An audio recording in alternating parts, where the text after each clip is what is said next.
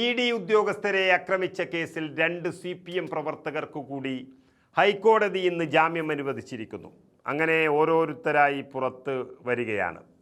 പക്ഷേ പുറത്തെത്തിയതുകൊണ്ട് ഒരു കാര്യവുമില്ല. കേസ് അത്രയ്ക്കും ഗുരുതരമാണ്. മകളുടെ തട്ടിപ്പുമായി ബന്ധപ്പെട്ട് പ്രതിപക്ഷ നേതാവ് പിണറായി വിജയൻ്റെ വീട്ടിൽ റെയ്ഡിനെത്തിയ ഇ.ഡി. ഉദ്യോഗസ്ഥരെ ആക്രമിച്ചത് അവരുടെ ജീവിതം തന്നെ തകർത്ത് കളഞ്ഞിരിക്കുകയാണ്.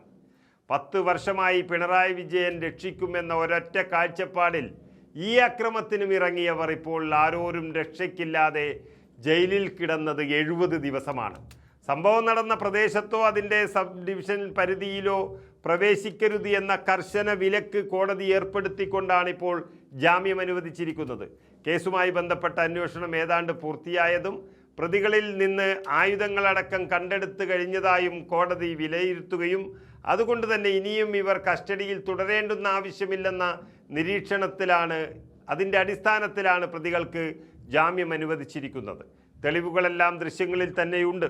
വധശ്രമം നിലനിൽക്കില്ലെന്ന് കോടതി പറഞ്ഞിട്ടുണ്ടെങ്കിലും കേന്ദ്ര ഏജൻസിയെ ഇങ്ങനെ ആക്രമിച്ച് അവരുടെ കൃത്യനിർവഹണം തടസ്സപ്പെടുത്തിയൊരു കേസ് തന്നെ ധാരാളം മതി കുറച്ചു കൊല്ലം ജയിലിൽ കിടക്കാം.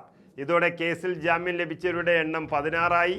നമുക്കറിയാം, മെയ് 25-ാം തീയതിയാണ് ഇ.ഡി. ഉദ്യോഗസ്ഥരെ മന്ദബുദ്ധികളായ ചില ക്രിമിനലുകൾ ആക്രമിച്ചു എന്ന് തന്നെ പറയാം. തുടർന്ന് മെയ് 27-ന് കേസിലാകെ 25 പ്രതികളെ അറസ്റ്റ് ചെയ്തു. സെഷൻസ് കോടതി 2 തവണ ജാമ്യം നിഷേധിച്ചതിനെ തുടർന്ന് പ്രതികൾ ഹൈക്കോടതിയെ സമീപിക്കുകയും ചെയ്തു. ആദ്യം 9 പ്രതികൾക്കും പിന്നീട് 4 പ്രതികൾക്കും അതിനുശേഷം ഇപ്പോഴിതാ ഹൈക്കോടതി ജാമ്യം അനുവദിച്ചത് 2 പേർക്കാണ്. അതോടുകൂടി മൊത്തം 16 പ്രതികൾക്ക് കൂടി ജാമ്യം ലഭിച്ചിരിക്കുന്നു. ഇനി 9 പ്രതികളുടെ ജാമ്യാപേക്ഷകളാണ് പരിഗണിക്കാൻ ഉള്ളത്.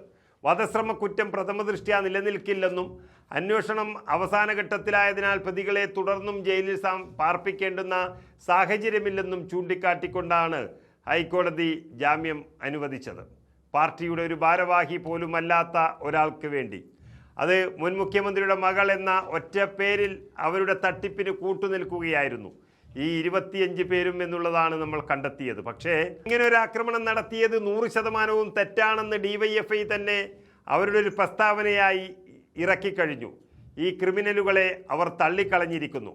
അപ്പോഴും ജാമ്യം പോലും നൽകാതെ പാളയം ലോക്കൽ സെക്രട്ടറി IP ബിനു അടക്കമുള്ളവർ ഇപ്പോഴും അകത്ത് തന്നെ കിടക്കുകയാണ്. കുറ്റപത്രം സമർപ്പിക്കുന്നതോടെ ഇവരുടെ പങ്ക് വ്യക്തമാകുകയും ചെയ്യും.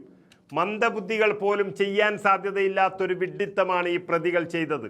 ഒന്നാമത്, ഈ കുറ്റകൃത്യം ഇവർ പാർട്ടിക്ക് വേണ്ടി ചെയ്തതല്ല, പിണറായി വിജയന് വേണ്ടി ചെയ്തതാണ്. ഇന്നല്ലെങ്കിൽ നാളെ പല കേസുകളിലും പെട്ട് അല്ലാതെയോ പിണറായി വിജയൻ പാർട്ടി ചുമതലകളിൽ നിന്നും ഒരുപക്ഷെ രാഷ്ട്രീയത്തിൽ നിന്ന് തന്നെ മാറി നിൽക്കുകയാണ് സാധ്യത കൂടുതലുള്ളത്. ആ സാഹചര്യത്തിൽ ഈ പ്രതികളെ CPM എന്ന പാർട്ടി തിരിഞ്ഞു നോക്കുക പോലും ചെയ്യില്ല. മാത്രമല്ല, ഇപ്പോൾ ലക്ഷങ്ങൾ വാരിയെറിഞ്ഞ് ജാമ്യത്തിന് ശ്രമിച്ചവർ ഒന്നും തന്നെ ഇനി മുന്നിലോട്ട് ഉണ്ടാകണമെന്നില്ല.